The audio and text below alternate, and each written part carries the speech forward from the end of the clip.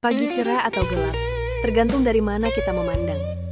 Warga NU di desa kecil di Kalimantan Timur membuka ponselnya dan menemukan berita bahwa ormas kini boleh menerima izin usaha tambang batu bara. Alhamdulillah, katanya lirih. Berarti besok pengajian bisa lebih aktif dengan para pekerja tambang sekitar rumah. Sementara itu di Yogyakarta, seorang ibu Aisyah menatap kalender rapat dan mendapati bahwa diskusi kekerasan berbasis gender harus ditunda karena struktur pusat sedang dipanggil menghadap menteri. Begitu pula seorang pemuda Gen Z di Depok, ngaku lebih percaya Ustadz TikTok ketimbang fatwa organisasi keagamaan besar. Soalnya lebih singkat, ujarnya. Seru dan ada efek gampang. Tentu demokrasi Indonesia baik-baik saja, kecuali ketika tidak. Dan ini salah satu masa ketika kata tidak jadi terasa makin panjang. Ormas, negara, dan rumah besar. Sejak reformasi, NU dan Muhammadiyah selalu digambarkan sebagai rumah besar civil society Indonesia.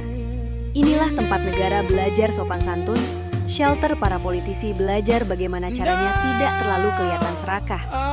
Para ilmuwan politik seperti Robert Hefner telah lama menyebut keduanya sebagai democratic brokers yang menanamkan etika pluralisme ke dalam tubuh masyarakat Indonesia. Namun, rumah besar ini kini seperti dapur yang kompor gasnya disetel terlalu tinggi oleh negara. Dalam periode Prabowo-Gibran, strategi kooptasi negara terhadap ormas mengalami diversifikasi. Mulai dari insentif politik, aliran sumber daya, posisi strategis, hingga janji simbolik yang manis. Mirip brosur jualan properti yang menjanjikan view sungai. Padahal sungainya lebih tepat dibilang got atau bahkan selokan. Izin usaha tambang ormas menghadirkan dilema moral. Jika Nabi dulu membangun peradaban, saatnya ormas membangun smelter. Para akademisi menyebut pola baru ini sebagai resource co-optation. Kooptasi melalui sumber daya yang bagi Sarah Hamel dapat menggerus independensi moral organisasi masyarakat sipil. Di Indonesia, pola ini telah lama dilihat sejak masa SBY dan Jokowi, tetapi kini masuk babak baru. Ormas sebagai mitra industri ekstraktif. Ini persis seperti promosikan dokter gigi jadi ahli bedah jantung. Sama-sama urus kesehatan, tetapi beda alat. Perempuan ormas Islam. Jika ada entitas paling mengerti bagaimana demokrasi bekerja di akar rumput, barangkali itulah kelompok perempuan. Organisasi seperti Fatayat NU, Muslimat NU, Aisyah, dan Nasyiatul Aisyah. Mereka bisa dibilang paling rajin mendidik masyarakat buta huruf, belajar mengaji, mengadvokasi KDRT, memperjuangkan kesehatan reproduksi, hingga membangun jaringan sosial yang bikin demokrasi tidak tumbang pada suara mayoritas semata. Sosiolog agama, Profesor Iim Halimatu Sadia dalam jurnal Al-Jami'ah 2016 pernah menulis bahwa perempuan ormas Islam adalah moral constituency, penjaga agama agar tidak dibajak elit politik dan ekonomi.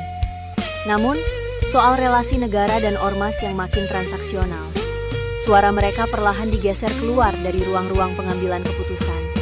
Di banyak rapat strategi ormas, isu perempuan sering jadi side dish, bukan main course. Ketika negara tawarkan izin tambang, program penguatan perempuan tiba-tiba dianggap kurang strategis.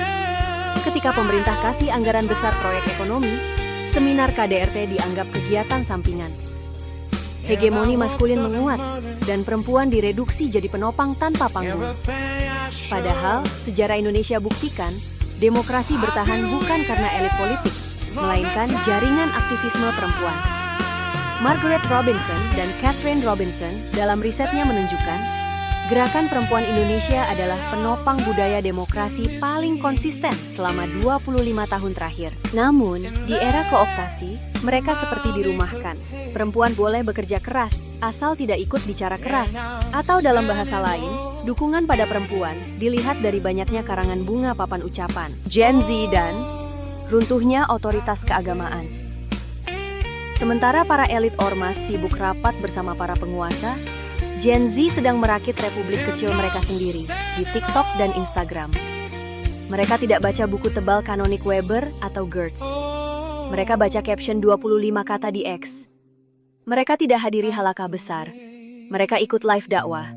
Dan mereka tidak peduli siapa Rais Aam atau siapa ketua umum, selama konten dakwah punya irama lo-fi. Kajian Center for Digital Society, CFDS, UGM menunjukkan Otoritas keagamaan era digital kini ditentukan 3 hal: konsistensi konten, estetika visual, dan relatability. Ini tantangan serius ormas besar yang masih membaca teks naskah sambil menghadap kamera statis. Di sisi lain, Gen Z bisa dikatakan lebih progresif soal isu HAM, lingkungan, dan kesetaraan gender. Gen Z, dengan gaya khasnya yang cuek dan kritis, dalam sejumlah komentar dan konten media sosial, melihat ormas terlalu dekat dengan kekuasaan, mengabaikan isu perempuan, lingkungan hidup dijadikan alat tawar-menawar, dan suara generasi muda hanya dibutuhkan saat kampanye. Jika ormas tidak berubah, mereka akan kehilangan generasi yang mestinya jadi modal sosial demokrasi berikutnya. Riyasi Asbabur, mahasiswa Universitas Negeri Jakarta, yang aktif dalam isu HAM dan demokrasi pernah mengatakan, kalau ormas tidak bicara soal krisis iklim, ya, kami pindah ke komunitas lain. Bagi kami yang penting peran aktif bersama masyarakat dalam perspektif yang adil. Itu mungkin pernyataan paling jujur yang lahir dari demokrasi digital hari ini. Kooptasi negara dan redupnya suara moral. Bangsa ini pernah punya tradisi. Ketika negara mulai terlalu dominan, ormas angkat berbicara. Ketika ormas mengalami pelapukan, masyarakat sipil lainnya bergerak. Namun kini, situasinya seperti orkestra. Para pemain musik dipersiapkan mengendalikan traktor dan alat berat. Keterlibatan negara dalam tubuh ormas tidak selalu negatif. Namun tanpa mekanisme transparansi, ia bisa berubah jadi bentuk soft corruption sangat halus, seperti parfum mahal, wangi tetapi menyengat. Sejumlah ahli demokrasi seperti Larry Diamond tegaskan, kekuatan civil society harus berada di atas, bukan di bawah struktur kekuasaan, agar dapat menegur negara ketika melenceng. Namun, ketika ormas diberi izin tambang, tokohnya jadi pejabat, anggaran ditambah, kritiknya diredam, maka ormas berubah dari moral kompas jadi political apparatus. Dalam demokrasi yang sehat, ormas mengawasi negara. Dalam demokrasi kreatif seperti sekarang, boleh jadi justru negara yang mengawasi ormas. Semacam ada ketakutan besar sedang bergerak menuju demokrasi simbolik, konsep yang dikemukakan ilmuwan politik Edward Espinal. Kondisi di mana elemen-elemen formal demokrasi ada, tapi substansi kebebasan sipil dan akuntabilitasnya lemah atau terkikis. Ketika kelompok perempuan kehilangan ruang strategis, Gen Z mengambil jalur otoritas alternatif. Ormas sibuk mengelola sumber daya alam, dan negara menuntut loyalitas simbolik, maka demokrasi jadi teatrikal. Tampak meriah, tetapi suara kritis hilang. Seorang aktivis muda dari Kalimantan pernah berkata, "Dulu kami dilarang dekat-dekat tambang. Katanya haram. Sekarang kami justru level pimpinan pusat mengelolanya. Saya bingung, ini hasil ijtihad atau apa?" Itulah momen ketika nalar kolektif kita perlu istirahat sebentar dan bertanya, apakah demokrasi ini masih punya rem? Kebangkitan baru masyarakat sipil. Meski demikian, tidak semua kabar buruk. Demokrasi selalu melahirkan counterforce. Penguatan perempuan dan Gen Z bisa saja menciptakan dua energi yang memulihkan posisi moral ormas.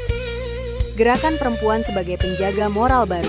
Dalam banyak penelitian dan kerja pemberdayaan sosial ekonomi, peran perempuan menunjukkan bahwa jaringan perempuan adalah aktor paling efektif dalam mengatasi problem kemiskinan, merawat toleransi, dan mencegah ekstremisme di akar rumput. Jika suara perempuan diberi ruang lebih luas, tidak menutup kemungkinan ormas akan lebih peka pada isu keadilan sosial, kekerasan seksual, hak pekerja perempuan, kesehatan mental, krisis ekonomi rumah tangga, hingga kerentanan ekologis. Pendek kata, isu-isu yang sering diabaikan struktur berwatak patriarki. Gen Z merebut narasi. Dengan kemampuan digital native, Gen Z dapat mendorong ormas beradaptasi dengan media sosial, memperkuat kampanye HAM, menagih transparansi dan akuntabilitas negara, dan mempopulerkan wacana keislaman progresif. Gen Z yang tumbuh pada era ketidakpastian iklim, ekonomi, dan politik lebih peka terhadap agenda keberlanjutan daripada generasi sebelumnya.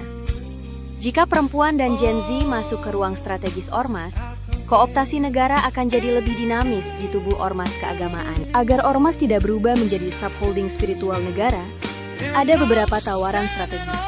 Pertama, transparansi dan pembatasan sumber daya negara.